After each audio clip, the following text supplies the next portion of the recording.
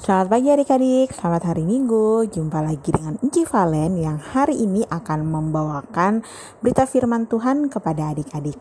Tapi sebelumnya Enci mau ngajak adik-adik untuk yuk kita nyanyi sama-sama.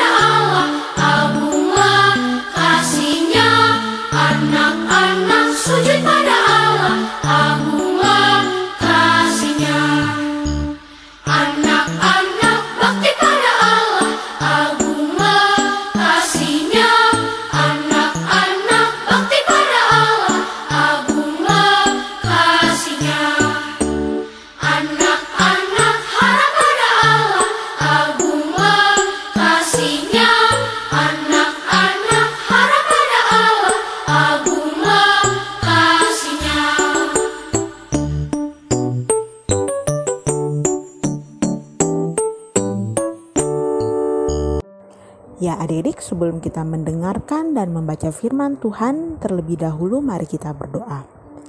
Tuhan Yesus yang baik, pada saat ini kami berterima kasih, kami mengucap syukur karena Engkau telah menyertai dan memberkati kami sehingga pada hari ini kami dalam ibadah online kami sudah siap untuk mendengarkan firman-Mu.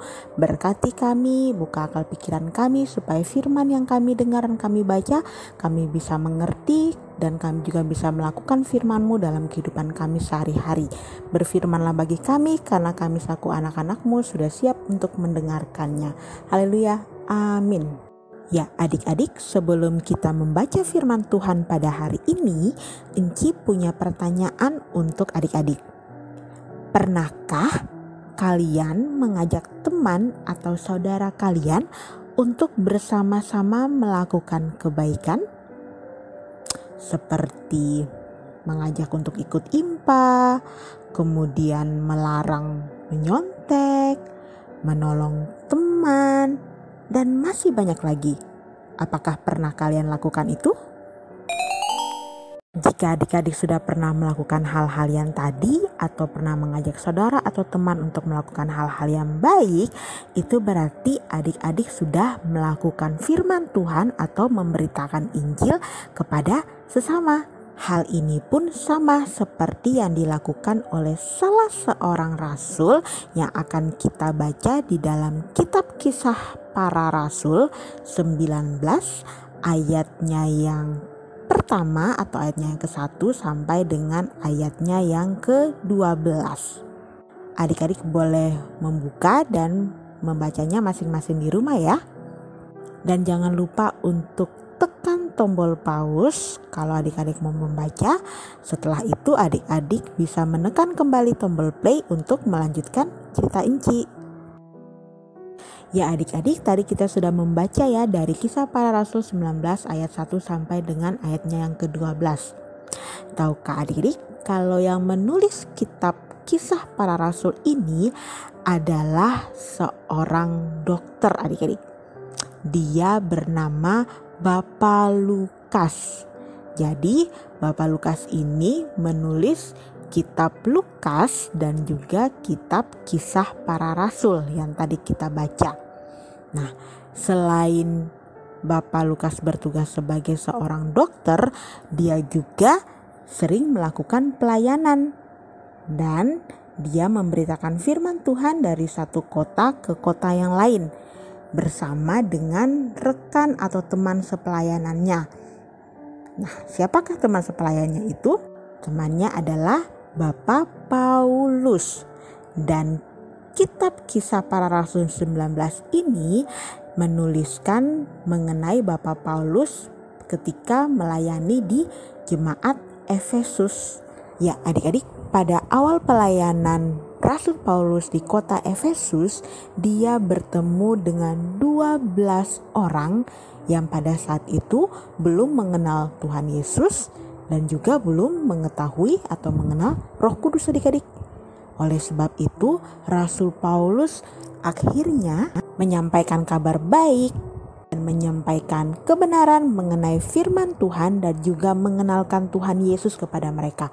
Akhirnya, apa yang terjadi? 12 orang itu menjadi percaya dan akhirnya mereka dibaptis pada saat itu. Karena mereka mau menjadi anak-anak Tuhan Yesus dan mereka percaya kepada Tuhan Yesus. Dan setelah peristiwa itu adik-adik, Rasul Paulus pun memberitakan firman Tuhan kepada banyak orang. Pada saat itu dia memberitakan firman Tuhan atau dia mengajar di rumah-rumah ibadah di kota Efesus. Tetapi ternyata di antara banyak orang itu ada juga yang tidak menyukai Rasul Paulus. Tidak suka juga dengan apa yang Rasul Paulus beritakan. Tidak suka juga dengan apa yang Rasul Paulus sampaikan mengenai firman Tuhan. Bahkan ada di antara mereka yang mengeluarkan kata-kata yang tidak baik kepada Rasul Paulus. Seperti menghina, bahkan menolak keberadaan Rasul Paulus pada saat itu. Namun hal itu tidak membuat Rasul Paulus sedih, kecewa, maupun menyerah adik-adik. Melainkan hal itu membuat Rasul Paulus semakin semangat untuk memberitakan firman Tuhan kepada banyak orang. Dan tetap penuh sukacita untuk memberitakan firman Tuhan kepada banyak orang di kota Efesus maupun di kota-kota yang lain. Karena kesetiaan Rasul Paulus dalam memberitakan Injil atau memberitakan firman Tuhan, akhirnya pada saat itu semua penduduk Asia mendengar firman Tuhan. Dan melalui Paulus, Allah juga menyatakan mujizat-mujizat yang luar biasa.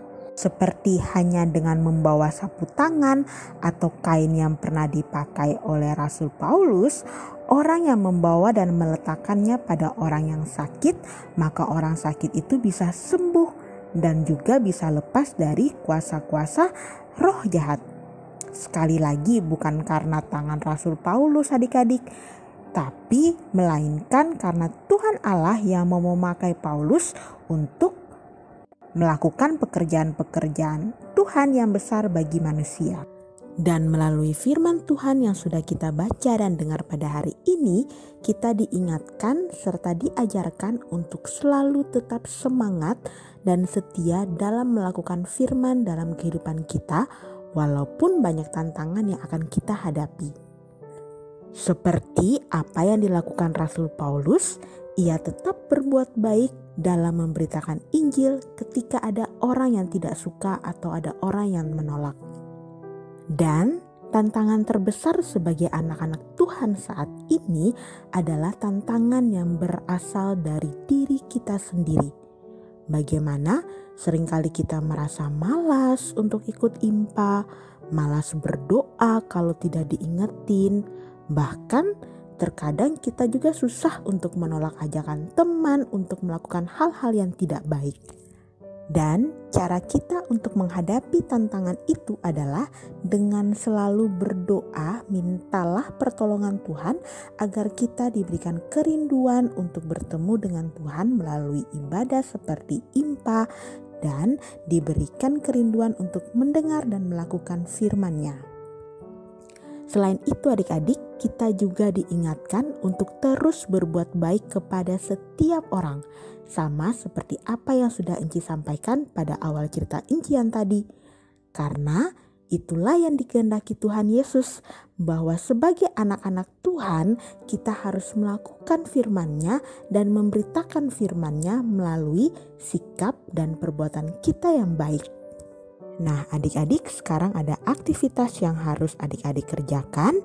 Ada 3 pertanyaan yang harus dijawab. Setelah itu jangan lupa untuk tulis dan difotokan, kemudian di-share di WhatsApp grup ya. Jangan lupa untuk tulis nama adik-adik. Inci tunggu.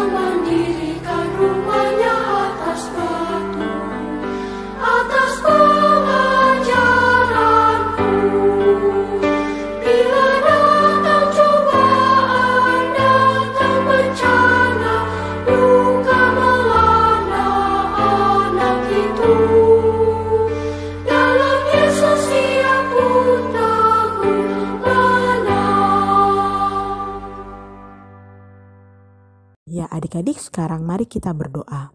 Terima kasih Tuhan Yesus, pada hari ini kami sudah mendengarkan firman-Mu.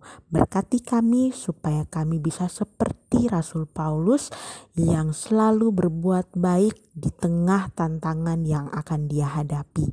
Berkati kami supaya kami juga terus bisa memberitakan firman-Mu, melakukan firman-Mu lewat sikap dan perbuatan kami yang baik. Terima kasih Tuhan Yesus. Kami juga mau berdoa untuk untuk orang tua kami, berkati mereka kesehatan kondisi yang terbaik Tuhan. Begitupun dengan rekan-rekan kami atau teman-teman kami yang sakit, Tuhan Yesus mau datang, Tuhan Yesus mau jamah dan sembuhkan.